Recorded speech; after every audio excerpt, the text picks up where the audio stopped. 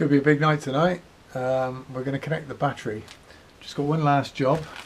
This turned up from LAS today, which is that last fuse holder I needed to go on the panel. So I'm going to reconnect that. I'm going to connect that up, and then it's just a case of slowly energizing things and putting the fuses in and making sure that we haven't got anything getting warm. So that's the plan for this evening. Oh, a bit of good news. I've just spotted on Facebook that Glenn has just got his Shadow Airborne, little clip of it taken off from old Sarum. So well done, Glenn. Apparently it's been in the hangar for 10 years, or in his garage for some of that anyway, but finally got it airborne, so hope to be joining you soon, mate. Well done. Right, let's go and see what we can do here for this evening.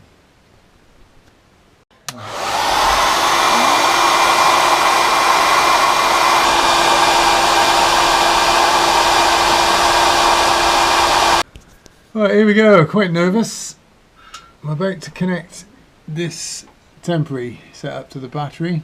What I've got is a fuse holder. I'm just going to put a 3 amp spade fuse in there, and then we're going to start energizing stuff. So I won't be using the starter motor because obviously this won't take it, but it'll allow me just to introduce things carefully, and if there's any shorts or things that we've got wrong, hopefully this fuse will blow before anything nasty happens. So let's go softly. So here we go. I'm about to put the fuse in. Let's see what happens. Should I step away?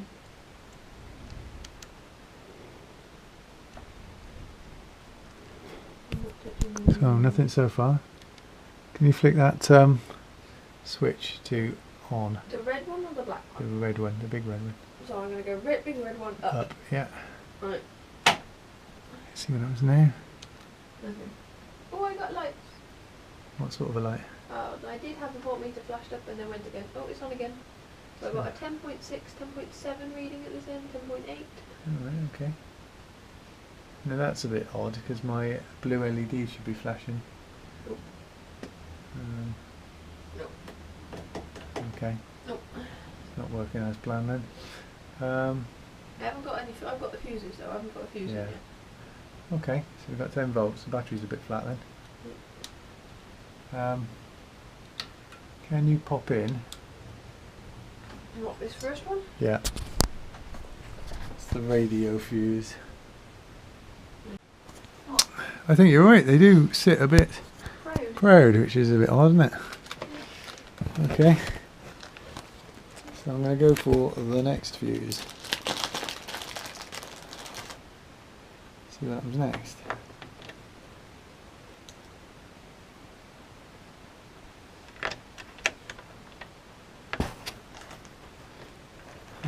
I'm a bit concerned about how spring-loaded that is. Yeah, exactly.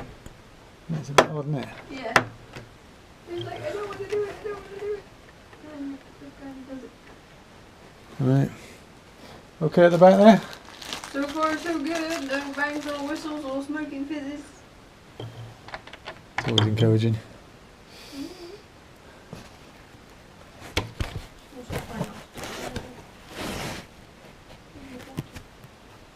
Next one.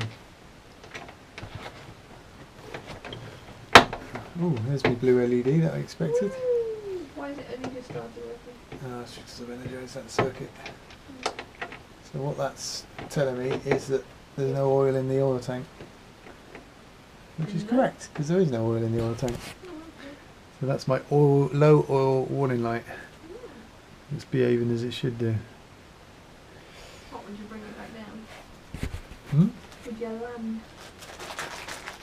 Well, I'd be abusing myself because I shouldn't have taken off without enough oil. How can you tell me what oil? Is that the pink one? It's the one behind your passenger seat. Oh, the one above me, yeah. Okay, Do you want me to come back round and do the other one? 'Cause that's There's- still going to be really ginger. there's my fuse. Not popped yet. Good stuff. All in all, we had a really successful evening. Tested out everything that we could, even plugged the radio in, and that's all energized up. I connected the heavy duty wires that feed the starter motor and there wasn't enough guts in the battery that night to turn things over, but I charged it up over the Saturday, and we popped it on, and Graham came round and we clicked the starter motor and away it went. So yeah, it's turning over, it's all going really well, so pleased with that. Had a bit of time last night, got these the ends of the chokes renewed because I had the old ones on there. They're a real bugger to change, lots of puffing and panting and squeezing the springs, but that's all good now. So I've put all these in, directed all my throttle cables nicely in the way they should be as recommended by Finbar. Put a straight edge across the top of these carbs to make sure that they're both nice and level. So next job's just going to connect these pipes up to the fuel pump, but I've got to get some more of these clips, so I've got to order that tonight. The breather tube, or this impulse tube to feed the fuel pump, I'm wondering whether it can be a piece of this or whether it needs to be different size, so I'll have to find out about that. What else have I done? Knocked myself up a little bracket just off of here, just to hold that choke cable as it goes between the manifolds. I don't know whether that's the right way for it to go, but it seems to flow nicely, and I'll just pin that against there. So just trying to keep things in a nice smoothly flowing sort of a setup so cables aren't forced one way or the other. So I did that as well. Another little job I finished was to replace my brake levers. The old ones were looking a little bit tatty, so I bought some new ones. They're just off a mountain bike, so those have been fixed on. Had to make some little spacers just because mountain bike handlebars are a little bit bigger, so there's some aluminium spacers in there that just help things grip it properly. So really, yeah, all my electrics are done now, bar just the elevator trim buttons. Just got to work that out. I've got my elevator on the floor under there with a servo, so that when I get into working out what's going on here, I can give it a quick test. These are my electrics for my radio, so that's the power for my radio, so that works, and the aerial and bits and pieces back to the intercom box. Radio is going to get mounted here somewhere where it's traditionally mounted, so next thing I've got to do is think about getting these canopies back on. Might as well start taking all this stuff off as well. Let's just see where I put the intercom box. So those of you who are really eagle-eyed, you may have noticed in episode 26 the intercom box was here. It was just sort of tucked behind the pilot's seat cushion, which I didn't think was very good, might be a bit uncomfortable. So what I've done is I've just popped it on there. It's sort of stuck on with some Velcro. The power comes through the side of the monocoque here and then feeds it. There is a single neutral that is dedicated for powering the radio and the intercom box, which runs all the way back to the battery on the bulkhead. So the idea being is it should cut out any interference from any of the other electrical circuits, so hopefully that'll work. So I'm going to start cleaning up the rear cockpit, I think, give things a bit of a clean and a polish.